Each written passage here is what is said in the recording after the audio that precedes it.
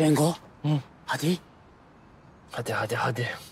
Ya benim içim hiç rahat değil Leo. Ecem ona yalan söylediğimi anlarsa canımı okur benim. Ya kardeşim, Ecem senin yalan söylediğini nereden anlayacak? Buradan oyunumuzu alacağız. Eve gideceğiz. Sabaha kadar çay, çorba, ülser oyun oynayacağız. Haydi.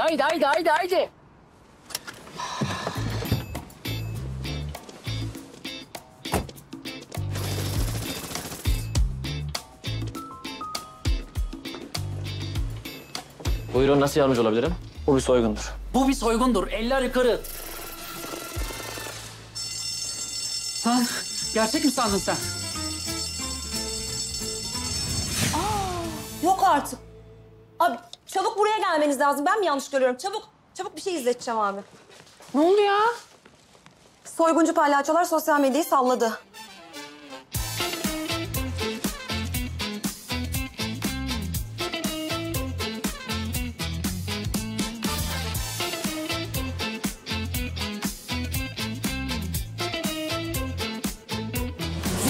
Cengo. Ecem gelir değil mi? Hı. Doğru Ecem ararlar değil mi Cengo? Bizim Ecem ararlar değil mi? Oğlum yanlış Ecem mi var? Konuşup durma aranda. Hep o konuşuyor amirim. Beni de konuşturuyor. Çok uzak oğlum, kesin dalacak bize. Bana bak, palyaço. Efendim benim. Ben palyaço. bana mı Buyurun diyorsun? benim. Ben palyaço. Bana diyorsunuz değil mi Palyaço efendim? benim palyaço. Sen. Bana dedi.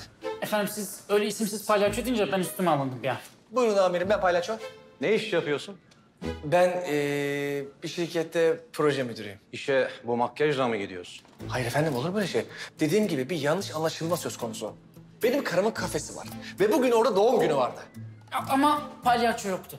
Biz de palyaço olduk. Tam adamlarını bulmuşlar. Makyaj yapınca siz de gidip soygun mu yapalım dedi. Hayır efendim olur mu öyle şey? Estağfurullah. İçeriye girip bu bir soygundur demişsiniz. Kamera kayıtlarında da var. Oyundu o. Öyle oyun mu olur? Bana palyaçoluk yapma. Tabii efendim. Oğlum nerede kaldı Ecem? Bir adam dalacak bize. Oğlum bilmiyorum ya. Allah Allah bilmiyorum. Şimdi...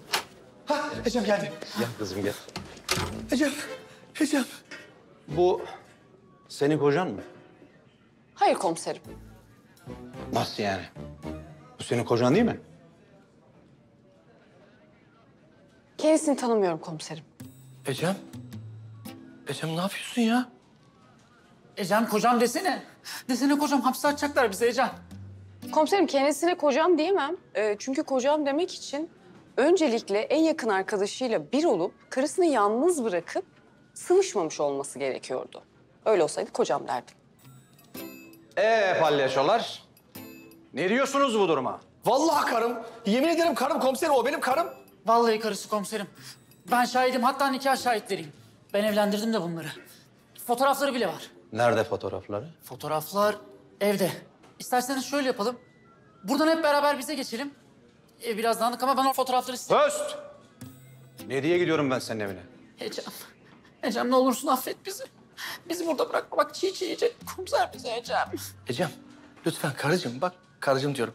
Karıcığım gördün bak nasıl da karım oldu. Lütfen söz veriyorum. Özür dilerim bak bir daha sözünden çıkmayacağım canım karım. Karım dedim karıcığım lütfen karıcığım lütfen. Kız al götür şunları. Korkudan altlarına yapacaklar, biz temizleyeceğiz sonra. Teşekkürler Tahsin amca. Tahsin amcamın. Tahsin amca mı? Şaka mıydı yani? Bana bakın. Dua edin, Ecem çok sevdiğim bir arkadaşımın kuzeni. Yoksa ikinizin de canını okurdum. Bu kızın sözünden çıkılmayacak. Tamam mı? Emredersiniz amirim. Emredersiniz. Kızım al götür şunları başımdan. İyi bir ceza vermeyi ihmal etme. Akılları başlarına gelsin. Emredersiniz amirim. Karımın yüksek mevkilerde tanıdığı varmış oğlum. Hep beraber bize mi geçiyoruz? Ne yapacağız? Aşkım bir dakika ne olur. Canım aşkım. Ben çok seviyorum. Canım aşkım. Ne olur.